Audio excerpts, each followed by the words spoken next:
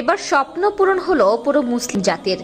কোরআনে বর্ণিত দুটি খাবার খেলে কখনো ক্যান্সার হবে না, প্রমাণ দিল আজকের আধুনিক বিজ্ঞান। ক্যান্সার থেকে বাঁচতে এই খাবার দুটি নিয়ে অবাক করা তথ্য দিয়েছে আধুনিক বিজ্ঞান। প্রিয় নবীর একটি হাদিসও মিথ্যে নয়। বহু গবেষণা করে বড় বড় বিধর্মী বিজ্ঞানীরা ইসলাম ধর্ম গ্রহণ করেছেন। দিন যত যাচ্ছে পবিত্র কোরআনের সত্যতা প্রকাশ করছে আধুনিক বিজ্ঞান সভ্যতা। কোরআনের এমন চিকিৎসা বিজ্ঞানের কথা উল্লেখ দেখে চোখ কপালে উঠেছে বিধর্মী স্বাস্থ্য বিশেষজ্ঞদের। প্রিয় দর্শক, আপনাদের কাছে একটি প্রশ্ন, আপনি কি কোরআনের পক্ষে নাকি বিজ্ঞানের পক্ষে?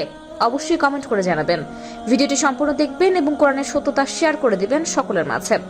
কোরআনে বর্ণিত এই দুটি খাবার যদি মানুষ খেতে পারে তার কোনোদিন ক্যান্সার হবে না।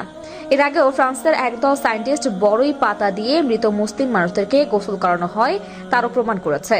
হযরত মুহাম্মদ সাল্লাল্লাহু আলাইহি ওয়াসাল্লাম বলেছেন, দুটি খাবার যদি আমার উম্মতেরা প্রতিনিয়ত খায় এবং তার যত জটিল রোগী হোক না কেন সেখান থেকে আল্লাহ তাআলা তাকে হেফাজত করবে।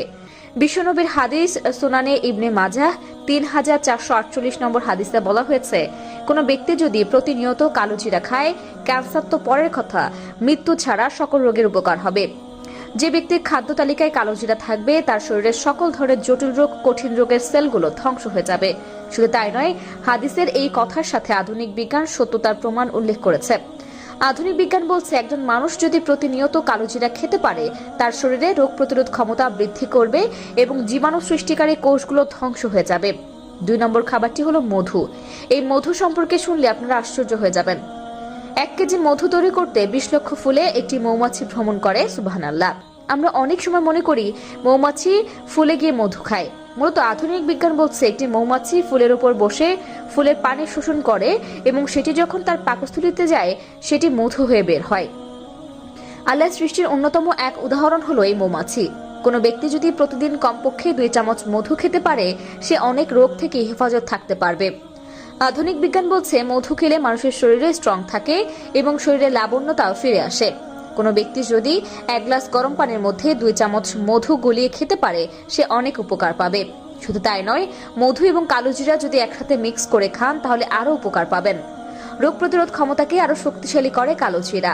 নিয়মিত কালো জিরা খেলে শরীরের প্রতিটি অঙ্গ প্রত্যঙ্গ সতেজ থাকে, যে কোনো জীবাণুর বিরুদ্ধে প্রতিরোধ করে তুলতে দেহকে প্রস্তুত করে তোলে এবং সার্বিকভাবে স্বাস্থ্যের উন্নতি করে। কালো জিরা আমাদের দেহের রোগ প্রতিরোধ ক্ষমতা বৃদ্ধি করে।